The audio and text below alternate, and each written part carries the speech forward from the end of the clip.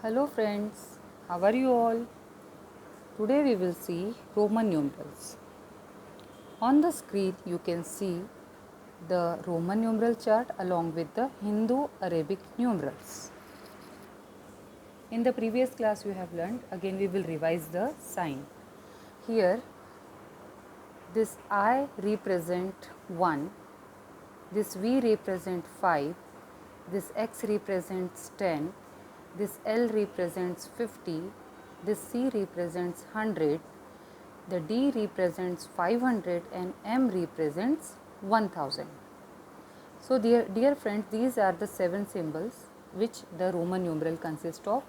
It doesn't have any symbol for 0. Now there are certain rules. First rule is I, X and C and M can be repeated and up to 3 times only. We cannot repeat this symbol more than 3 times. Suppose I want to show 30, then I will be repeating X, X, X for 3 times. The value of X is 10. So 10 times X means 30. Same way, if I want to show 3, I have to repeat this I for 3 times. It will be showing 3. If I want to represent 300, then I can repeat C, C, C 3 times, which will be showing 300. And already it has been mentioned, this I, X, C and M only can be repeated. If I want to show 3000, then I can repeat M up to 3 times. When a letter of smaller value is placed after a letter of greater value, the values are added.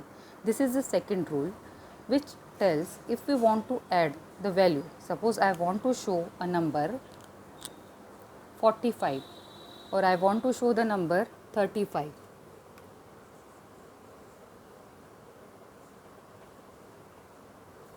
You know how to represent 30?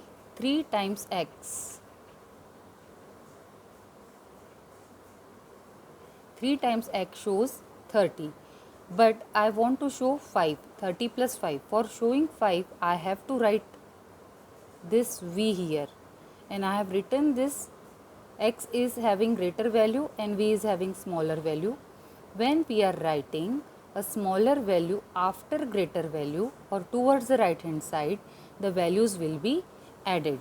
So in this manner we can find any number.